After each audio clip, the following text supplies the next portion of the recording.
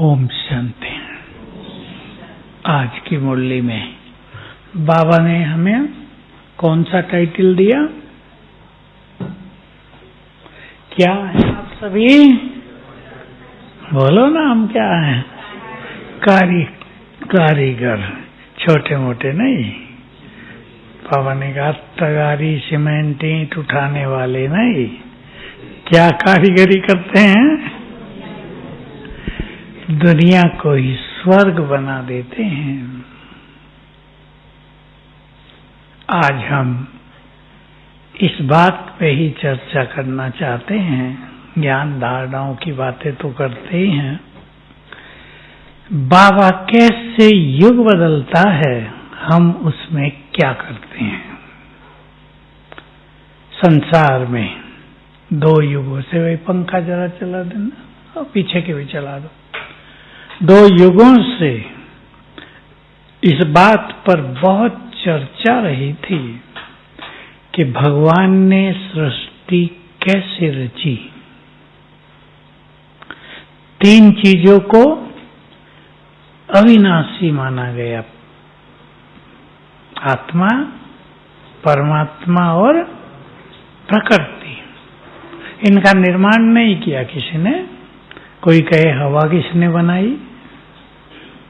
दिखाते हैं ना चित्रों में, कहीं कहीं पवन देवता फूंक मार रहा है, हवा बह रही है।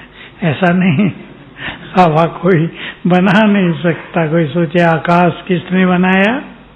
तो भिन्न भिन्न मत हुए संसार में, और लास्ट में एक मत ऐसा भी रहा जिसमें ये माना गया कि सृष्टि बनाई नहीं गई, बनी बनाई है, चक्र घूमता रहता है। किसी ने ये सोचा कि कुछ नहीं था कभी और परमात्मा ने सृष्टि रची। दूसरी भी एक मान्यता है कि प्रलय हो गई और मनु को संदेश मिला कि जितने भी जीव प्राणी हैं एक एक रख लो नाव में, सागर में चलो नाव को लेके। प्रलय हो गई, उसको बचा दिया गया जिस तरह, किसी भी तरह। मुश्किल काम था। मछली आई कोई, उससे बांध दी नाव को, और फिर उससे सृष्टि आगे बढ़ी। एक एक मनुष्य रख लिया, जीव जंतु। अब सोचने की बात है कितने जीव जंतु हैं संसार में? सारे। चलो 1000 भी रखने पड़े तो नाव में संभव है। ऐसी मान्यता है। क्रिश्चियन में तो और मान्यता है। एक एक दिन में भगवान ने एक एक चीज बनाई 6 दिन में, फिर थक गया तो 7वें दिन आराम किया। बहुत काम करना पड़ा ना। तो भारत में जब इनके पादरी प्रचार करते थे तो भारत वाले पूछा करते थे, भगवान धरती को बनाने के लिए इतनी मिट्टी कहाँ से लाया? हम लोग भी उस ग्रुप में थे जो ये बहस किया करते थे लोगों से। अब देखो, एक और मान्यता है, वो शंकराचार्य के अद्वैतवाद की है। भगवान एक, उसको ब्रह्म कहते हैं ना वहां, उसने संकल्प किया मैं एक से अनेक हो जाऊं, और संसार हो गया। ये मान्यता कि भगवान ने संकल्प से सृष्टि रची। आपको बता रहा हूं, आपको जनरल नॉलेज होनी चाहिए। भगवान बीज भी है इस सृष्टि कल्प वृक्ष का। सुनते हैं ना रोज मुरली में, बीज में सारे वृक्ष का सब कुछ समाया होता है। स्थूल बीजों में चने का दाना, उससे पौधा कैसे निकलेगा, उसकी ऊंचाई कितनी होगी, पत्ते कैसे, रंग कैसा, कब बीज आएगा, गेहूं सीधी बाली जाएगी, उसमें बाल आएगी, ये सब बीज में भरा होता है। बड़ी गुह्य बात है। बाबा कहते हैं बड़ी आश्चर्य की बात है ये। छोटे छोटे बीज में पूरा वृक्ष समाया है। पीपल का बड़ा पेड़ सबने देखा होगा, बहुत मोटा तना होता है, बीज बिल्कुल बहुत छोटा, राई जैसा। उसमें उस वृक्ष का सब कुछ समाया होता है। ऐसे ही और गहराई से सोचेंगे, आत्मा किसका बीज है? बोलो। हाँ, बोल नहीं रहे आप, डरते डरते हिचकते बोल रहे हैं। आत्मा ही शरीर का बीज है। जैसी आत्मा है वैसा ही शरीर का निर्माण होता है। ये और गुह्य बात है। इसी के आधार पर संपूर्ण ज्योतिष विद्या बनी है। जो कुछ आत्मा में है उस अनुसार देह का निर्माण होता है। वो सारी चीजें सूक्ष्म रूप में इस देह में भी विद्यमान रहती हैं। परमात्मा किसका बीज है? ये तो बोलो ना, सहज बात है। माताएं बोलो बोलो, बोल नहीं रहे, पता नहीं जैसे। किसका बीज है? इधर वाले बोले। हेलो, इनको पता नहीं, भाई बता दो। चलो, सृष्टि का बीज है नहीं है? कल्प वृक्ष का बीज है। बोलो माता, किसका बीज है? तो पूरा कल्प वृक्ष देखो जिस बीज से निकला, पहले जैसा बीज है वैसी ही सृष्टि होती है। अब विचार करो इस गहरी बात पर। बीज परफेक्ट है, बीज संपूर्ण पवित्र है, बीज बहुत शक्तिशाली है, वैसा ही संसार है। उसने वैसा ही संसार बना दिया। इसलिए एक धर्म में ये भी मान्यता है, भगवान ने अपने ही स्वरूप की सृष्टि रची थी। इसका लोग अर्थ नहीं समझते। ये स्वरूप है कि वो परफेक्ट है तो मनुष्य भी परफेक्ट था, देवता। वो संपूर्ण पवित्र है तो मनुष्य भी संपूर्ण पवित्र देवता थे। वो शक्तिशाली है तो मनुष्य भी शक्तिशाली देवता थे। सृष्टि बनी बनाई, कलयुग का अंत आ गया है। इसको वो कैसे बदलता है? अब देखो, थोड़े में आप जान लें, थोड़े में बाकी सब चिंतन करेंगे। ज्ञानी बैठे हैं सभी। बाबा से हम शक्तियां लेते हैं। हमारी शक्तियां चारों ओर फैलती हैं। बाबा से हम पवित्र वाइब्रेशंस लेते हैं, वो हमसे चारों ओर फैलते हैं। वो प्रकृति को सतो प्रधान बनाते हैं। और जब प्रकृति सतो प्रधान बन जाती है तो वो तमो प्रधानता को नष्ट कर देती है। ये राज है बहुत बड़ा। क्यों उन्होंने कहा कि तुम्हारी योग की अग्नि, याद करो बाबा के महावाक्य, इस महान यज्ञ से क्या प्रकट होगी? विनाश ज्वाला भी प्रकट होगी। विनाश ज्वाला का ये अर्थ है कि आग निकलेगी यहां से। हमारी योग की शक्ति से ये सब खेल होगा। तो सारा खेल योग की शक्ति का है। जो जितने अच्छे योगी वो उतने ही बड़े कारीगर हैं। यानी संसार को बदलने में उनकी भूमिका सबसे बड़ी है। धन की बात ज्यादा नहीं। जो जितने पवित्र हैं, एक भोली माता बहुत पवित्र हो सकती है। जिनके पास जितनी पवित्रता की शक्ति है वो इस कार्य में उतने ही मददगार हैं। आपको ख्याल रहे, हमारे पवित्र वाइब्रेशंस हमारी आंखों से निकलते हैं। अगर हम आत्मिक दृष्टि का बहुत अभ्यास करेंगे तो आत्माओं को वाइब्रेशंस जाएंगे। हमारी प्योरिटी बहुत अच्छी है, हम उसके स्वमान में रहते हैं। हमारे पैरों से भी पवित्र वाइब्रेशंस निकल के धरती में समाएंगे। हम प्रकृति को वाइब्रेशंस देते हैं तो इस सारा वायुमंडल भी पवित्र हो जाएगा। तो ये बाबा ने जो राजयोग सिखाया है आके, यही विश्व परिवर्तन का आधार है। इसलिए बाबा के महावाक्य हैं, जो बच्चे मुझे 8 घंटे रोज याद करते हैं वो मेरे सबसे अधिक मददगार हैं। धन से भी आप सब बाबा की सेवाओं में मदद कर रहे हैं, वो भी एक मदद है। कोई भी मकान बनेगा तो उसमें धन भी लगाना पड़ता है, कारीगर भी होते हैं, सब साधन भी लाने पड़ते हैं, मजदूर भी होते हैं। हम योग बल से युग बदल रहे हैं, ये बात सबको बहुत सूक्ष्मता से समझ लेनी है। जितने हम पवित्र बनेंगे, मैं ये बात कह दी है, प्रकृति पवित्र बनेगी। पवित्र वाइब्रेशंस, अब देखो विचार करो, मान लो इधर प्रकृति है, हमारे पवित्र वाइब्रेशंस इस प्रकृति में पहुंच रहे हैं, तो वहां जो नेगेटिव वाइब्रेशंस हैं प्रकृति में, वो उनको नष्ट करेगी। इसलिए इसको ही कहते हैं भूकंप, प्राकृतिक प्रकोप। इसलिए बाबा का एक बहुत गुह्य महावाक्य है, जब तुम्हारी पवित्रता नेचुरल हो जाएगी, ध्यान से सुनेंगे सभी, जब तुम्हारी पवित्रता नेचुरल हो जाएगी तब नेचुरल कैलिमिटीज होंगी। सुन लिया सभी ने?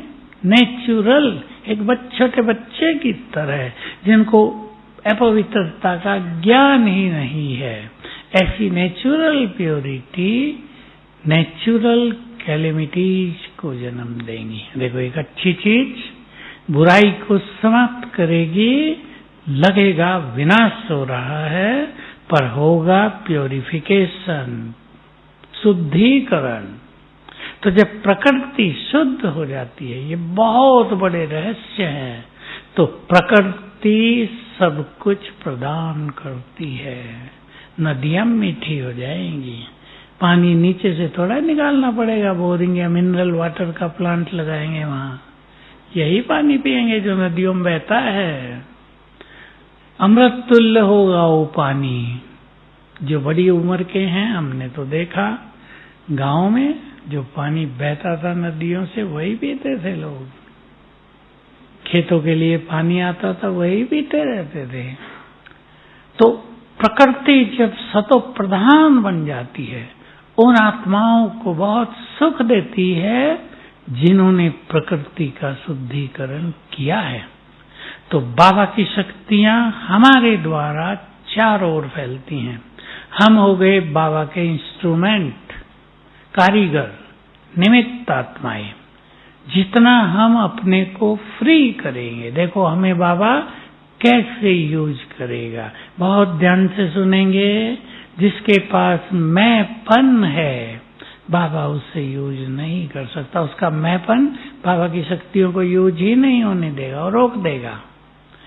जिन्होंने पूरा समर्पण भाव अपना लिया है, जो पूरे निर्मल और निमित्त भाव में स्थित हो गए हैं, उनको बाबा यूज करता आया है और आगे चल के बहुत करेगा।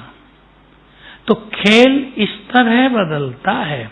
अब देखो, जो देव कुल की आत्माएं थी वो नीचे उतर आई, अब वो करोड़ों है ना, अभी वो जागी नहीं है, सब अभी जगी नहीं है। करोड़ों को आना है। सुना है ना सभी ने, 2 करोड़ तो सतयुग के अंत तक की आबादी। 2 करोड़ तो बहुत अच्छा ज्ञान योग करेंगे ना, उनको सबको आना है। कौन लाएगा? हमारी योग की शक्ति, हमारी प्योरिटी की शक्ति, हमारा सकाश देना। और जो कल की मूल्य थी, वृत्ति से वायुमंडल बनाओ, यानी शुभ भावनाएं देना, देवकुल की आत्माओं का आह्वान करना। तो अब जल्दी ही वो समय आ जाएगा, संसार में कुछ ऐसी घटनाएं घटेंगी कि देवकुल की आत्माओं को जागृति हो जाएगी। सो गए हैं, शास्त्रों में भी है, देवता सो गए थे, उनकी शक्तियां नष्ट हो गई थी सारी। वो त्रेता के अंत की बात है। शास्त्रों में जो बहुत कुछ दिखाया है ना, इंद्र की बात, इंद्र ऐसा था वैसा था, वो त्रेता के बिल्कुल अंत के ये राजा हुए हैं। देवता थे लेकिन सारी शक्तियां खत्म हो चुकी थी। तो वहां दिखा दिया असुरों ने उन पे कब्जा कर लिया, अर्थात माया ने कब्जा कर लिया। तो किस तरह सूक्ष्म रूप से युग बदल रहा है, बहुत कुछ बदल रहा है, अंदर अंदर बदल रहा है। इसमें प्रभु प्लान देखो और ध्यान से सुनेंगे। उसके जो अनमोल रतन हैं, कितने हैं वो? कितने हैं? 16,000 भी हैं, लेकिन सबसे ज्यादा अनमोल 108। उनके द्वारा युग परिवर्तन का काम बहुत ज्यादा हो रहा है। होगा ही नहीं, हो रहा है। भिन्न भिन्न पाठधारी बनकर वे आत्माएं महान कार्य कर रही हैं, और युग बदलने में वे ही शिव बाबा के सबसे ज्यादा सहयोगी हैं। तो हम सभी कारीगर हैं। मनुष्य को देवता बना रहे हैं, अपने को भी देवत्व की ओर ले जा रहे हैं, प्रकृति को भी पावन कर रहे हैं। और बहुत बड़ा कार्य अब हम सबका है कि हम देव कुल की आत्माओं को बाबा के पास ले आए। ये काम बोल से नहीं होगा। देखो टीवी पे भी हमारे कितने प्रोग्राम आ रहे हैं, नीचे लोग आए, सबने कितना अच्छा अच्छा बोला। टॉपिक का तो उन्हें पता नहीं होता क्या टॉपिक है, थोड़ी अपनी बात करेंगे, थोड़ी ब्रह्मा कुमारियों की महिमा कर देंगे। कितना अच्छा है यहाँ। आज के जो थे वो बहुत अच्छा बोल रहे थे। डिप्टी सीएम मध्य प्रदेश, वो ज्यादा अच्छा बोले। साइंस और अध्यात्म का मिलन, ये रास्ता चालू हो गया है। और ये उनको ये तो समझ में आ रहा है, ये बड़े नेता बोलने लगे कि अब स्वर्ग आएगा धरा पर, अब भारत सबसे ऊंचा जाएगा। जो बाबा की बातें हैं इन लोगों के मुख से भी निकलने लगी है। वो बोल रहे थे कि भारत 5वीं इकोनॉमी बन गया, 5वां नंबर हो गया, 4-5 देश और आगे हैं, और तीसरी बनाने का प्लान है जर्मन जापान से आगे जाने का, ताकि 2 रह जाएंगे, चीन और अमेरिका। तो उसने खुद बोला कि पहले नंबर पे आ जाएगा भारत। देखो ये बाबा की बातें या तो इन्होंने सुनी है, पहले नंबर पर भारत आ जाएगा। और इसी स्थापना के कार्य में जो भारी महाविनाश होगा, या जो तामसिक आत्माएं हो गई हैं, जो बहुत पापी आत्माएं हो गई हैं, जिनसे ये बात तो प्रसिद्ध है ना, धरती भी बोझिल हो गई है। बाबा भी कहता है मेरे पास आती है प्रकृति और सहन नहीं होता। शास्त्रों में भी ये बातें हैं, धरती पहुंचती है, बहुत पाप हो गया, मैं इतना भार नहीं सह सकती, कुछ करो। तो अब ये भी तो बहुत बड़ा कार्य है ना, पाप आत्माओं को भी मुक्त करना, उनका यूज भी हो जाएगा और वो मुक्त भी हो जाएंगे। तो भगवान का जो ये युग परिवर्तन का वंडरफुल कार्य चल रहा है, इसको हम सब गहराई से समझ लें और वाइब्रेशंस के द्वारा बहुत अच्छी सेवा करें। आप सभी को ये रोज करना है। सवेरे अच्छा योग करके देव कुल की आत्माओं का आह्वान, आ जाओ, सबका आह्वान करेंगे और आएंगी आत्माएं हमारे आह्वान पे। उस आधार से जितनी शक्ति रूहानियत का आकर्षण हमारे अंदर होगा। तो ध्यान दें, व्यर्थ में हमारा समय न जा रहा हो। बहुत बड़ा कार्य है ना, जिसको बड़ा कार्य दिया हो वो भी भगवान ने दिया हो, तो कितनी बड़ी बात होती है। बाबा इसी हॉल में कहा करते थे, अव्यक्त बाबा, कि सोचो, चिंतन करो, कितना बड़ा काम तुम्हें बाप ने दिया है, भगवान ने दिया है, कितना बड़ा इनाम तुम्हें मिलता है वो कार्य करने में। आप सब भी सेवा करने आ गए ना। आप तो सोचते होंगे भी ये छोटी छोटी सेवा कर रहे हैं, लेकिन हर सेवा का स्थापना के कार्य में बड़ा महत्व है या नहीं है? अब एक चीज को इस जीवन में बहुत बढ़ाना है, मैं वो बात कहता ही रहता हूँ और कहना इसलिए है बार बार कि बहुत ही सूक्ष्म है। हम सब जानते हैं बाबा मेरा है, सब कहते हैं ना मेरा बाबा। इस मेरेपन को बढ़ाए रियल में, और जहां मेरापन है बाबा में, उस पर अधिकार है हमारा। इस अधिकार को फील करें, क्योंकि भक्ति में भगवान और भक्त ये नाता था, मांगने की प्रथा थी।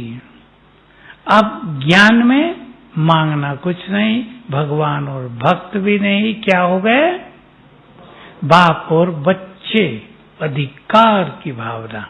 वरदान मांगने की बात नहीं, बाबा इतने देता है कि हम भी दाता बन जाते हैं वरदानों के, है या नहीं? कल बाबा ने कहा तुम्हारी जड़ मूर्तियां भी 2 युग तक क्या क्या करती आई? वाइब्रेशंस देती आई ना सबको। और मंदिरों के वाइब्रेशंस तो अलग ही होते हैं ना। दोनों बात होती है, जब वहां भावना से भी लोग जाते हैं और पत्थर की मूर्ति के वाइब्रेशंस भी सुंदर होते हैं, इसलिए प्राण प्रतिष्ठा की जाती है मूर्तियों की। ऐसे ही नहीं ला के रख दिया जाता, प्राण प्रतिष्ठा देखो कैसे होती है। उस देवी के बहुत सारे मंत्रों का उच्चारण किया जाता है, ये इस बात को लोग नहीं जानते। बहुत सारे अनुष्ठान किए जाते हैं ना। आप में से किसी ने देखा हो, जब देवियों की प्रतिमा या हनुमान की प्रतिमा स्थापित की जाती है तो प्राण प्रतिष्ठा कहते हैं ना, उसे प्राण डाल रहे हैं। जो जड़ मूर्ति है उसमें प्राण डाले जा रही है। ये प्राण क्या है? उन मंत्रों के वाइब्रेशंस। मंत्रों में भी वाइब्रेशंस होते हैं, तो उनमें वो वाइब्रेशंस भर दिए जाते हैं और वो फिर फैलते रहते हैं।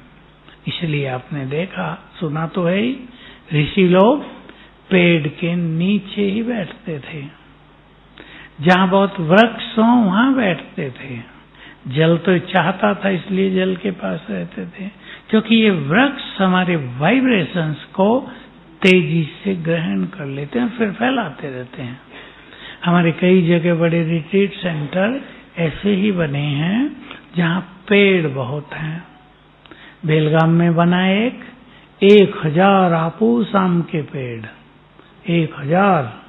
अभी उसको काटे कैसे? भी हॉल भी बनाना है, तो बीच में थोड़ी जगह खुली थी, उसमें से 5-7 पेड़ काट के हॉल बनाए। तो जब ओपनिंग हुई बड़ा अच्छा सीन था, बहुत सारे भाई बहन आए थे, सब अपना भोजन लेकर आए थे। तो हर पेड़ के नीचे 8-10 अपनी टोली में बैठ के भोजन कर रहे थे।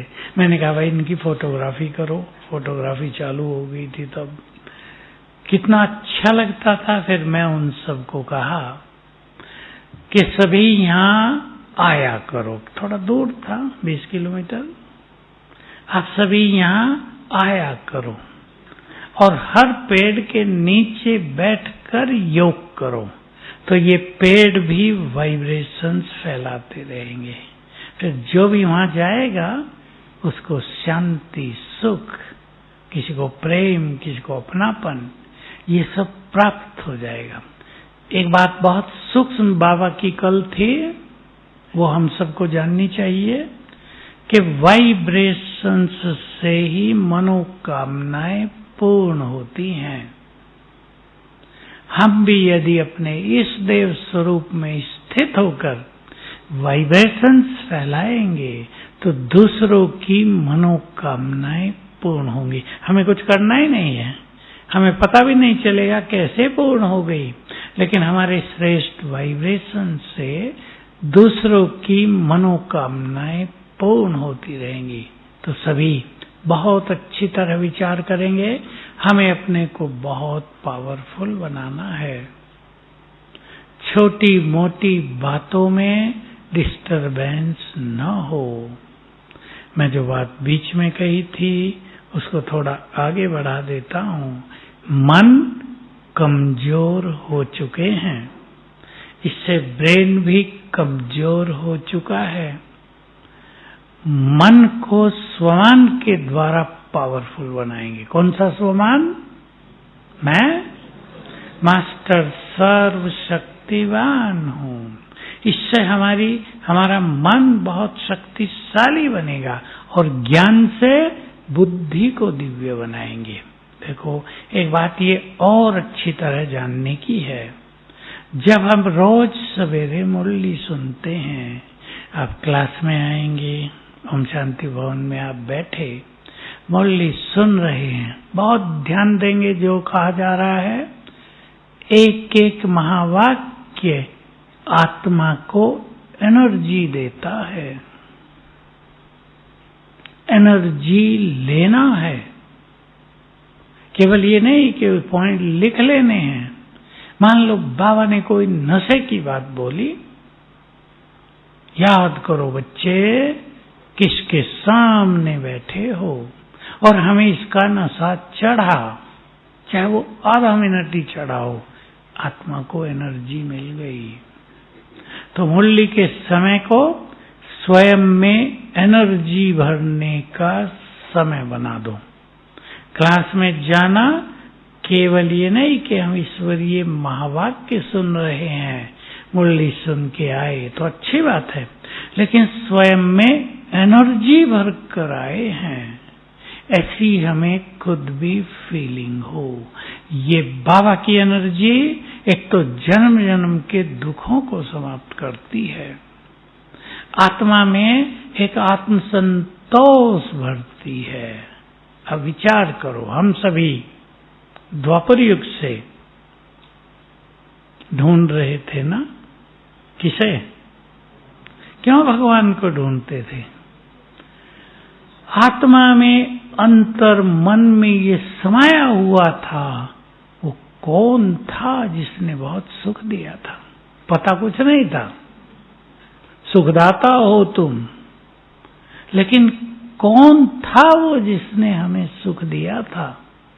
बाबा जो ये मुरलियों में कहते हैं, मैं तुम्हें रजाई देकर गया था, कौन था वो जिसने हमें स्वर्ग की रजाई दी थी? ये हमारे अंतर मन में समाया हुआ था, हमें खोज थी। और जब खोज पूरी हुई, सबकी हुई ना, जिस दिन भगवान से मिलन हुआ तो क्या हुआ वो आपको पता नहीं है। ध्यान से सुन के उस गुड फीलिंग में आ जाओ। वो जन्म जन्म की जो खोज थी वो पूर्ण होने पर गहरा आत्म संतोष प्राप्त हुआ। इसको आप अनुभव करें, गहरा आत्म संतोष। कोई खो गए हों दो, किसी माँ का बच्चा खो गया हो और 50 साल के बाद आए, मिलन हो जाए, खुशी तो होगी, लेकिन अंदर एक बहुत गहरी तृप्ति होगी। जो एक बेचैनी थी, जो एक असंतोष उभरा था, वो समाप्त हो जाएगा। तो बाबा से मिलन के बाद हर एक को बहुत गहरा संतोष प्राप्त हुआ है। इस संतोष को आगे बढ़ाएंगे, जैसे बाबा ने कहा संतुष्टता। संतुष्टता संपूर्णता की निशानी है। संतुष्ट हो जाएं और इस संकल्प को अपने मन में जरा दोहराते रहेंगे कि जो पाना था वो, आप कहेंगे और कुछ नहीं चाहिए क्या? हमें भोजन नहीं चाहिए, पैसा नहीं चाहिए, लेकिन आप इस चीज को अनुभव में लाओ। अगर ये नशा चढ़ जाए कि जो पाना था पा लिया है, सब कुछ प्राप्त होता रहेगा। ऐसे नहीं भूखे रह जाएंगे, सब कुछ प्राप्त होता रहेगा। संतुष्टता पदार्थों को आकर्षित करती है। बाबा के महावाक्य, जो संतुष्ट आत्माएं होते हैं उन्हें सब कुछ प्राप्त होता है। तो अपने को रोज मुरली से चार्ज करना है। करते हैं आप सभी? खुशी लेकर आते हैं मुरली के बाद, किसी को गहरी शांति मिलती है, किसी को बाबा का एक महावाक्य किसी दुविधा से बाहर कर देता है, कोई छाया पर छाया दिमाग पे आ गई हो वो उतार देता है बाबा का एक एक महावाक्य। हो रहा है या नहीं? एक एक महावाक्य रोज हमें जगा रहा है। देखते चलो हम जग रहे हैं, हमारी आंतरिक चेतना जग रही है, हमारे प्योर संस्कार जग रहे हैं, हमारे सुखदायी संस्कार जग रहे हैं, हमारे दातापन के संस्कार जग रहे हैं। ये संस्कार है ना हमारे देने के। कोई भी हमारे द्वार पर आए खाली न जाए। पसंद है संकल्प? ऐसा बीज डाल दो अपने अंतर्मन में कि चारों युग तक ये संस्कार चलता रहे। सतयुग में कोई लेने नहीं आएगा, पर हम ऐसे भरपूर रहेंगे कि और कुछ इच्छा ही नहीं होगी। और देखो सतयुग इस चीज की पहचान है कि जब देवता इच्छा मात्र अविद्या है तो सब कुछ प्राप्त है ना। हम भी जितना जितना छोटी छोटी इच्छाओं से मुक्त होते जाएंगे हमें भी सब कुछ प्राप्त होता जाएगा। तो सभी बड़े बड़े कारीगर यहाँ बैठे हैं, एक्सपर्ट। मैं सोचा करता हूँ जब इंजीनियरिंग नहीं थी लोगों ने कितना बड़ा बड़ा निर्माण किया।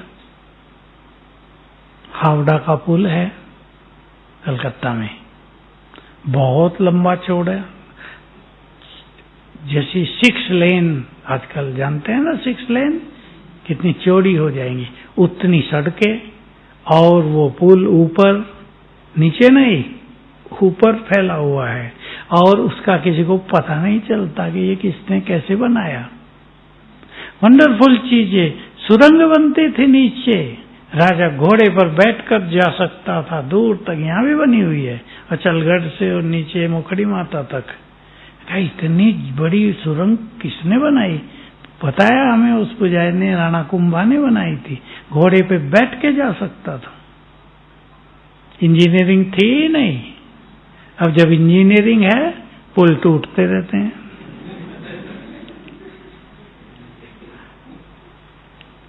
तो आप भी ऐसे कारीगर हो। कॉलेज में पढ़ने की जरूरत नहीं, स्वर्ग बनाने के लिए भगवान ऐसे कारीगर बना देता है, ऐसी पढ़ाई पढ़ा देता है कि सूक्ष्म रूप से हम भी नई सृष्टि के मास्टर बीज बन जाते हैं।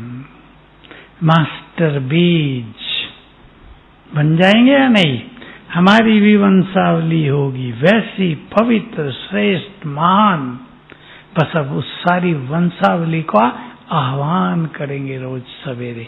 ये बात भूलना नहीं। हर एक की लाखों की वंशावली है, लाखों आत्माएं जुड़े रहते हैं एक एक से। आप देख सकते हैं एक जन्म में हमसे कितनी आत्माएं जुड़ जाती हैं, कितने रिलेटिव, उनके रिलेटिव, फ्रेंड्स, जहां काम करते हैं वो कितने जुड़े रहते हैं, हजारों। जन्म जन्म कितनी आत्माएं हमसे जुड़ी हैं। हमारे वाइब्रेशंस उन सब पर प्रभाव डालते हैं, ये भूलना नहीं है। हमारे वाइब्रेशंस, हमारी स्थिति, हमारी प्योरिटी, हमारे सुंदर संकल्प, हमारा स्वमान, उन सब पर प्रभाव डालता है, उनकी मदद करता है। ये हमारी सूक्ष्म मदद है। कोई पूर्वजों की बात कर रहा था, श्राद्ध थे ना पीछे, बड़े परेशान, हम अपने पूर्वजों को ये कर रहे हैं वो कर रहे हैं, तो पूर्वज पता नहीं संतुष्टि नहीं होते। मैंने कहा अब उन सब के पूर्वज तुम हो, भगवान ने कह दिया ना, वो तुम्हारे पूर्वज नहीं, तुम उनके पूर्वज हो। अच्छे वाइब्रेशंस फैलाओ, वो सब आप ही संतुष्ट हो जाएंगे। हमारे यहाँ तो श्राद्ध आदि चलता ही नहीं था। ये तो जब एडवांस पार्टी में दादियां गई तो प्रकाश मणि दादी ने एक बार लगवाया, तब से शुरू हो गया। हमें तो पता ही नहीं था यहाँ श्राद्ध भी कुछ होता है क्या दुनिया में, हम लोगों को नहीं पता था। तब से पता चला कि श्राद्ध भी कुछ है। तो हमारे श्रेष्ठ वाइब्रेशन से हमारी पूरी वंशावली को मदद करते हैं। तो सवेरे जरा इमर्ज कर लिया करें अपने स्वरूप को, मैं पूर्वज दाता। तो जो आप योग अभ्यास करेंगे उसका बल अनेक आत्माओं को प्राप्त हो जाएगा, तो बड़े कारीगर बन जाएंगे। ओम शांति।